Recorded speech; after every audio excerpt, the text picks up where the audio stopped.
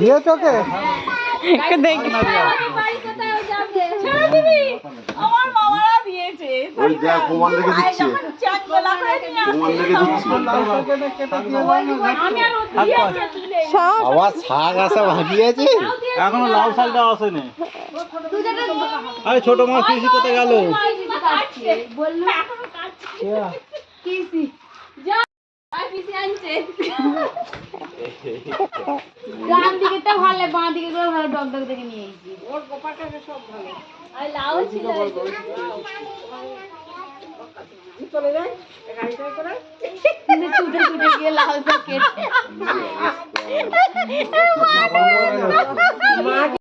মামার বাড়ি থেকে প্রতিবার ফেরবার সময় এটা আমাদের খুব চেনার দৃশ্য, কারণ প্রতিবার এরকম আসার সময় আমার মামারা দিদারা চেষ্টা করে যতটা পারবে ততটা দিয়ে দিতে, কারণ এদের যে জিনিসগুলো মানে ফেলে নষ্ট হয় সেই সমস্ত জিনিসও আমাদের এখানে অনেক দুর্মূল্য, আবার অনেক সময় পয়সা দিয়েও সেগুলো পাওয়া যায় না।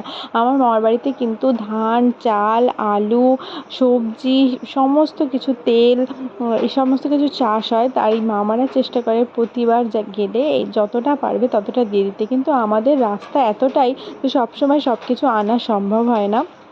এটা একমাত্র যাদের বাপের বাড়িতে চাষ আছে তারাই রিলেট করতে পারবে যে কতটা কি ওরা চেষ্টা করে দিয়ে দেওয়ার। আর এই সমস্ত জিনিস কিন্তু পয়সা দিলেও এখানে পাওয়া যাবে না, কারণ প্রত্যেকটা জিনিস কিন্তু নির্ভেজাল। আর ভিডিওর মাঝখানে তোমরা যে অট্ট হাসিটা শুনতে পাচ্ছ ওটা আমার মেজো মাসিমণির। আমার মেজো মাসিমণি আগাগোড়া এরকমভাবে হেসে আসে, যদিও হাসিটা আমাদের কাছে খুবই ভালো লাগে, মন খুলে একদম হাসে। তোমরা তো দেখলে আমার দুই মামা কীরকমভাবে বস্তা টেনে টেনে সমস্ত কিছু ভরে দিচ্ছিলো। তো ভিডিওটা কেমন লাগলো অবশ্যই জানিও। টাটা।